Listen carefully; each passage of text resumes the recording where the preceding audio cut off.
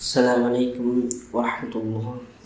அன்புக்குரிய அல்லாஹின் நல்லடியார்களே, நம்முடைய தேவைகளை அல்லாஹ்விடத்தை தொழுகையில் துவாக்கள் இன்ன பிற நேரம் நாம் அவரோடு நெருங்கி துவாக்கள் மூலம் நம்முடைய தேவையை கேட்டுக்கொண்டிருக்கின்றோம்.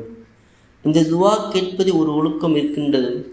நபிகள் நாயகம் ஸல்லல்லாஹு அலைஹி வஸல்லம் அவர்கள் சொன்ன ஒரு செய்தி இப்போ நாம் பார்க்க இருக்கின்றோம். திருமதியில் 3404 ஹதீஸாக வருகின்றது.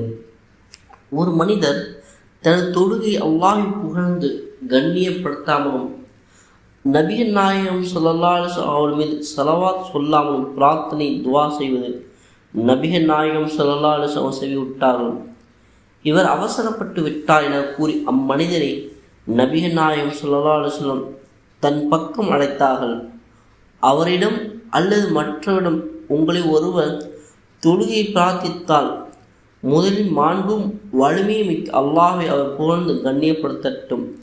பிறகு உங்கள் நபியின் ஸலவாத் மீது ஸலவாத் சொல்லட்டும். அதன் பிறகு அவர் விரும்பியதை வேண்டிக் கொள்ளட்டும் என அல்லாஹ்விடத்தில் என் நபிகள் நாயகம் ஸல்லல்லாஹு அலைஹி வஸல்லம் உபதேசம் செய்தார்கள் தன் தோழர்களுக்கு.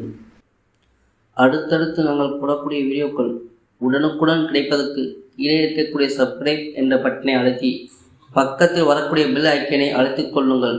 அல்லாஹ்வின் நினைவில் இன்ஷா அல்லாஹ் வாழ்வோம்.